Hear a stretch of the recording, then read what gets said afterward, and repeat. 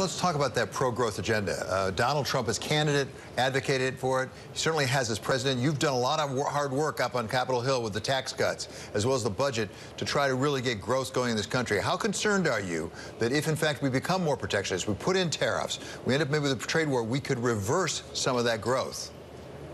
David, that's a concern. And what I said during the tax debate, I was a supporter of the tax bill in the Senate.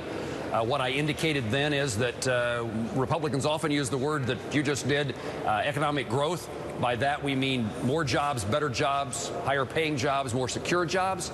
That's what this is about, and I indicated back during the tax debate that the tax rates will matter a lot less. When lowering the tax rates to where they are with the passage of that legislation, they're going to be more meaningless. They're going to be of less value if we don't have income to which they apply.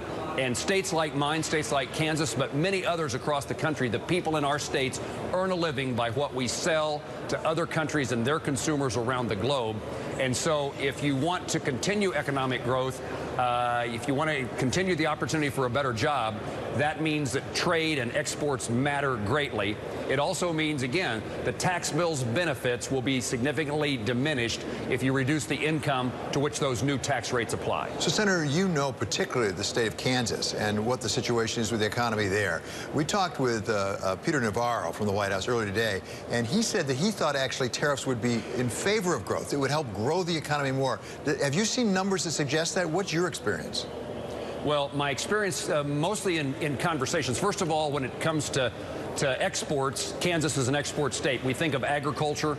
We export a lot of wheat and cattle and corn, meat products. But we're also a manufacturing state. We manufacture a significant portion of the general aviation aircraft that are sold around the globe. Automobiles are manufactured in Kansas City, Kansas. Manufacturing jobs are a significant component in addition to agriculture. And in those circumstances, in conversations with people who work in those plants, they recognize that the input costs related to steel and aluminum have a consequence on the price available. What you're going to have to charge for that airplane, what you're going to have to charge for that automobile. And so consumers may react in a way that diminishes the demand. Again, in regard to the tax bill, one of the great features of the tax bill was immediate expensing of the purchase of equipment, including, for example, an airplane. We've worked to get that for seemingly a decade. It's in the tax bill. It encourages people to buy aircraft. But if the price of aircraft goes up as a result of tariffs, that diminishes that demand. Senator, Commerce Secretary Ross again reiterated President Trump's stance that Canada, Mexico could be exempted from tariffs if we can work something out on NAFTA. You've met with their ambassadors this morning. What do they say about this new condition? Well, certainly the ambassador I met with the ambassador from Mexico to the United States, the ambassador from Canada to the United States.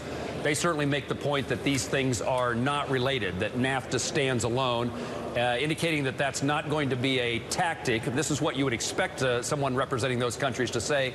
They're not going to they're not going to allow that to be a tactic to force negotiations or them to take a position contrary to what's in their best interest under NAFTA. So, I mean, again, we need to negotiate a NAFTA agreement.